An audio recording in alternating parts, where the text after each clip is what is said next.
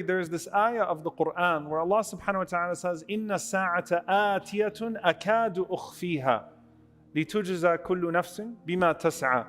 Allah subhanahu wa ta'ala mentions to us in Surah Taha that verily the hour is coming and it is as if I have hidden it. Akadu ukhfiha. And the scholars say there's, subhanAllah, no more powerful way that Allah subhanahu wa ta'ala could speak about how hidden the day of judgment is. He has hidden it from al-mala'ikat al-muqarrabeen, from the closest angels to him, and from khayrul mursaleen, from the best of the messengers of Allah. None of them know any idea when the day of judgment actually is, or when the end of this world actually is. All of them are just as in the dark about when the day of judgment is as we are. The entire creation of Allah subhanahu wa ta'ala, akadu ukhfiha, it is hidden from everyone but Allah subhanahu wa ta'ala. And everyone will be repaid exactly as Allah subhanahu wa ta'ala has decreed once that time comes. But it is so hidden, yet so imminent at the same time. And one of the questions that comes up as you read the Quran from cover to cover, and I want you to pay attention to it, you'll notice that the signs of the Day of Judgment are not spoken about much in the Quran, even though there tends to be an obsession over the signs of the Day of Judgment amongst the Muslims.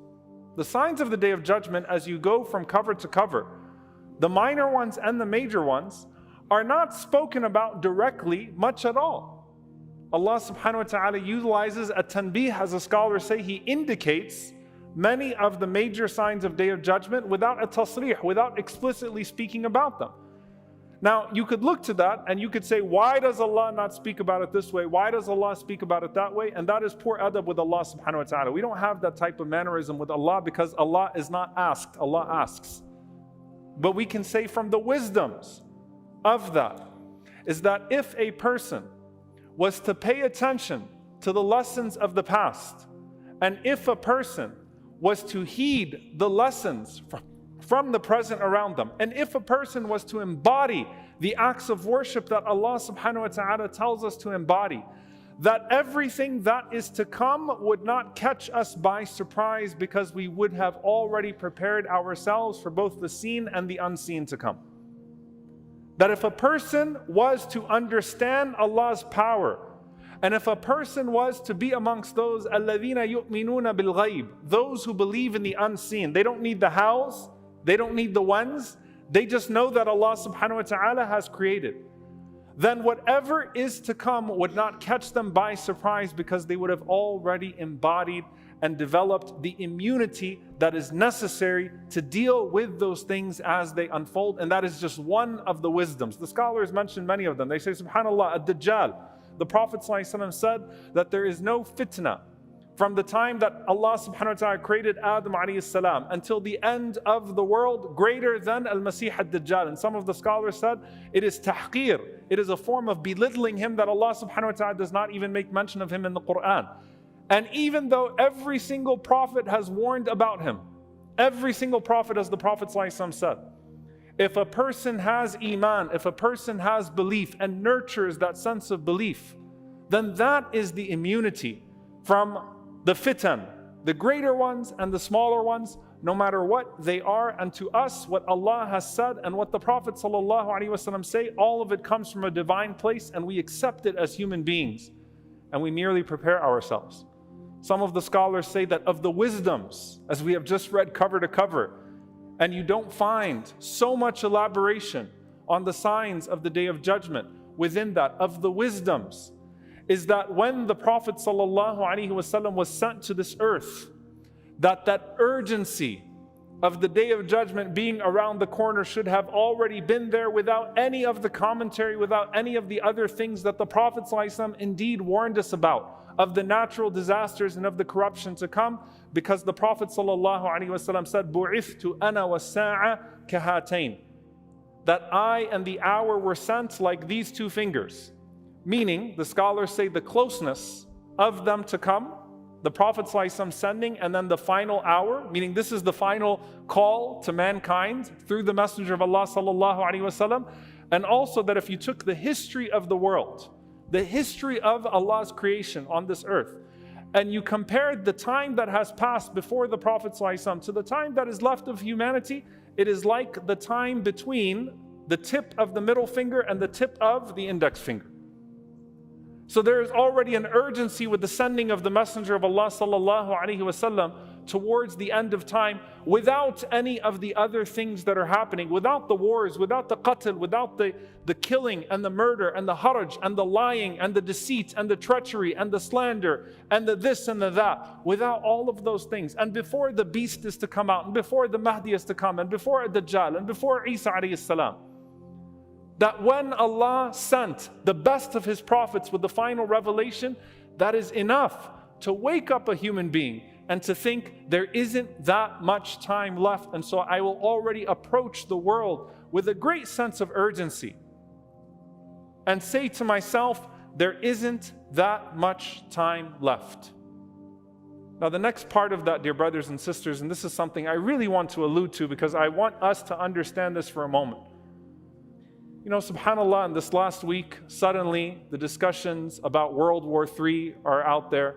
And I'm not going to give you a political analysis on what's going on. I'm just going to point out one simple factor. If you lived in Gaza right now, the end of times is already here. World War III has already happened to you. If you live in Khartoum right now, in Sudan, World War III is already happening to you. If you live in Congo, World War III is already happening to you. If you live in Idlib, World War III is already happening to you. If you live in a significant portion of the Ummah today, where the Muslim world spans, and where disaster is becoming abound, and what you see when you walk out of your tent or what resembles your home, and what you feel when you go back is nothing but chaos and instability, then the discussions about what might transpire in the rest of the world are completely irrelevant to you. And that's why it needs to be that much more relevant to us. If as believers the ummah is like one body, and we are supposed to be feeling the pain of the ummah, then it is already a state of emergency even before World War III arrives at our doorstep. Before we start to feel the possibility of us being expelled from our homes, or of something difficult coming upon us like what's coming upon our brothers and sisters. Allah subhanahu wa ta'ala is actually putting our sincerity to test. If you don't already feel it, then that's actually a bigger problem than whether or not it materializes to the worst of your expectations. And so when they start talking about the wider region, and they start talking about the rest of the world, and you start to see Gaza, though the genocide has not slowed down at all, start to disappear from the headlines, know that this is part of the game that's being played all around. That for them, it looks just as bad today as it did yesterday. And you have to ask yourself why it didn't feel as bad for you today as it did yesterday, until there's a sense of fear of imminence of destruction and disaster that comes into our own lives. It's a way that Allah subhanahu wa ta'ala puts our sincerity to test. And one of the reasons why fitan, why tribulations spread, is because they go unchecked. And that is true for the fitan of corruption and for the fitan of spiritual decadence and people that go astray from Allah subhanahu wa ta'ala and introduce all sorts of other forms of munkar. When they go unchecked, they spread. And this is just one form of that when a person starts to think about, is the end of times near? And I'm starting to read these ahadith. Keep in mind, dear brothers and sisters, there's not a generation of Muslims that has ever been on the face of the earth except that they thought that Yawm al-Qiyamah would appear in their lifetime. From the time of the Prophet ﷺ until now, every single generation of Muslims looked at the ahadith of the Prophet ﷺ and said, this looks like it's here, this looks like it's here, this looks like it's here. It's only a matter of time, and that's actually the point.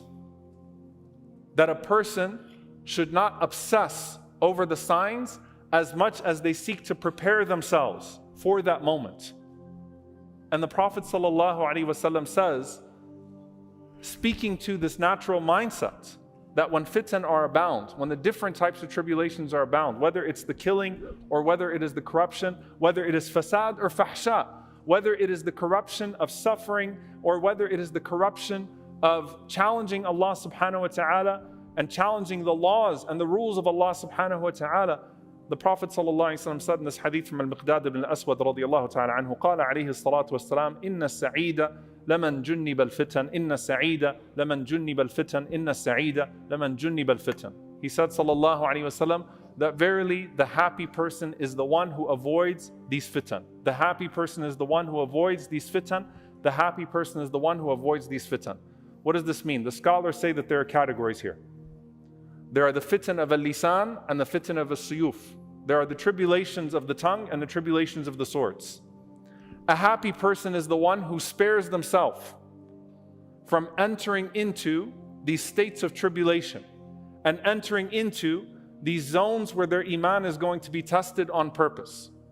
A happy person is the one who spares themselves from the drama, who spares themselves from the headaches, who spares themselves from the heartaches, who spares themselves from a dangerous situation, either to their dunyawi self, to their worldly self, or to their dini self, or to their religious self. A happy person is the one who spares themselves as much as possible, and who Allah subhanahu wa ta'ala spares. Indeed, there is happiness that is in that. وَلَعْنَةُ اللَّهِ, and the curse of Allah is upon the one who causes fitna. وَإِن ظَنَّ خَيْرًا, even if they think that they're doing good. The curse of Allah is on the one who brings fitna upon people, even if they think that they're doing good. And goodness is for the person who avoids fitna as much as they possibly can. This is a rule from the Prophet sallallahu alaihi wasallam. But listen to what he says at the end of this alayhi salatu wasalam. قال وَلِمَنْ ابْتُلِيَ فَصَبَرَ فَوَاهًا. Prophet sallallahu alaihi wasallam said, after saying the happy person is the one who avoids al-fitan, as for the one who is tested and is patient, then what an excellent person that is. Meaning what? You know, subhanAllah, you think about these people in the world that have these fitan that are brought upon them. And we look at it and we say, what did they do to deserve this?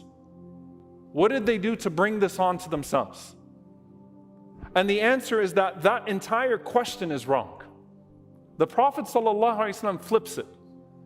And he says that goodness for the one who avoids it, but for the one who has it visited upon them and who is patient, what an excellent person that is. Fawahan is, in the Arabic language, it's the Prophet ﷺ expressing amazement about the person or amazement about the award that will come to them, the reward that will come to them as a result of their patience with Allah subhanahu wa ta'ala. No one asks to be put in these difficult situations. We all seek places of safety. We all seek places of spiritual safety, hopefully. How many of you moved here so that you could come to a place where you'd have an Islamic environment? How many people look around the world today and say, how do I get to this place and how do I get to that place? How do I protect myself from this? How do I protect myself from that? The different type of fitan, the physical ones and the spiritual ones that get visited upon us. And we feel this looming sense of the Day of Judgment coming near.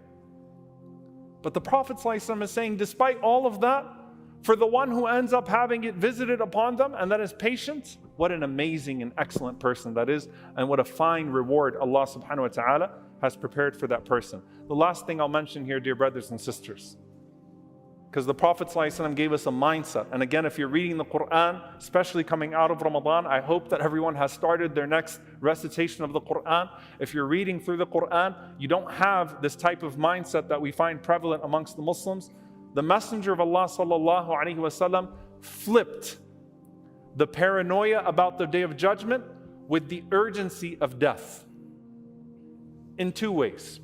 One of them is the hadith of Anas ibn Malik radiyallahu ta'ala anhu. He says that once upon a time there was a man who came to the Prophet sallallahu alaihi wasallam and kept saying, Mata sa'a, mata sa'a, mata sa'a. When is the hour, when is the hour, when is the hour? And the Prophet sallallahu alaihi wasallam looked around. And Anas radiyallahu anhu said he saw a young boy from Banu Shanu'ah, from the land of Shanu'ah, and he pointed to that boy sallallahu alaihi wasallam, and he said alaihi salatu wasalam, in ummira hadha, if this young boy lives long enough, lam yudrikul haramu hatta taquma sa'a, that young boy would not find old age until you have found your day of judgment regardless. Meaning what? Whether or not you see death and destruction in the world around you, you will find death regardless. And that is as unpredictable to you as anything else. You can't predict death. You could have all the analysts in your life that you want. But you're not going to be able to anticipate when Allah subhanahu wa ta'ala tests you with that. And the Prophet ﷺ is saying, instead of sitting there and reading the world and reading when the end of times is, to the point that you start to make your calculations in your head, make your calculations about death and about what you have prepared for that meeting with Allah subhanahu wa ta'ala. Because your day of judgment is in that grave regardless. And what you will face there is no less severe than what you will face here. And that's why he said, sallallahu alayhi wa sallam, إِنَّكُمْ تُفْتَنُونَ فِي قُبُورِكُمْ مِثْلَ أَوْ قَرِيبًا مِنْ فِتْنَةِ الْمَسِيحِ الدَّجَّالِ. That you will be tested in your grave with something similar to the test of a Dajjal. That the test in your grave, the questioning in your grave, the difficulty of being able to answer those questions. Allahumma thabbitna 'inda su'al. Allahumma ameen. The faith that's required, and this is what I want you to think about deeply. The faith that's required for you to be able to pass through the elements of your grave when you're entered into that grave and it squeezes you, and the hardship of the angels coming to you and the difficulty of that moment, and still being able to process Allah, Muhammad sallallahu alaihi wasallam, al-Islam, when all of that is happening around you, is just like the faith that is necessary for you if you encounter al-Masih ad-Dajjal in your life, and still being able to see through his tricks and say, Allah, Muhammad sallallahu alaihi wasallam, Deen al-Islam. It's the same type of mindset. It's the same type of faith. So whether you're facing a Dajjal here and the elements of a Dajjal here, or you're facing death and the elements in the grave there, focus on nurturing that faith in your heart, and focus on sparing yourself from the fitna, and beware of being a person who causes fitna. And that's why the Prophet ﷺ mentioned to us that when that time comes, even if al-haraj, even if the killing goes about, and even if all of the laws of nature and morality are gone, and the people start to wrong one another, and everyone is wronging the other person, be the one who is mazloom, do not be the one who is dhalim. Be the one who's wronged, don't be the one who's wronging. Be the one who is maqtul, be the one who's killed, don't be the one that's killing. If everyone else in the world is killing innocent people, then I want to be from the innocent people being killed. I don't want to be a murderer. If everyone else in the world has normalized dhulm, normalized oppression and aggression, then I want to be amongst those who is wronged and then has my reward in the hereafter. Then be the one who risks potentially throwing himself into hellfire for wronging someone else. Dear brothers and sisters, we need to escape the mindset. Stop thinking so much about what's going to happen then. Think about what could happen to us today, what could happen to us tomorrow. SubhanAllah, every single morning the phone calls come. Every single morning we get the messages about someone that died unexpectedly. A car accident this morning, a young man. May Allah subhanahu wa ta'ala make it easy for him and his family. Elderly people, but the diagnosis was spurred. It got quicker. They were first given a year and now they're given 3 months. May Allah Azza wa Jal give them all shifa. May Allah make it easy for their families. Let's prepare ourselves for that. And let's think about the people that are already living the doomsday of this world that we fear would spread around the world around us. Activate ourselves towards that. Our brothers and sisters in Gaza and in the Sudan, and our Uyghur brothers and sisters, wherever they are, they're living that nightmare that everyone fears that will spread to the world around them. May Allah subhanahu wa ta'ala allow us to be that ummah of one body and nurture in our hearts that faith that is necessary to face the trials of a Dajjal and to face the trials of the grave. May Allah subhanahu wa ta'ala protect us from being deluded by ourselves, or being deluded by the shaitan, or being deluded by our circumstances, or being deluded by our power, or being deluded by our sense of security. May Allah subhanahu wa ta'ala forgive us for our shortcomings. Allahumma ameen.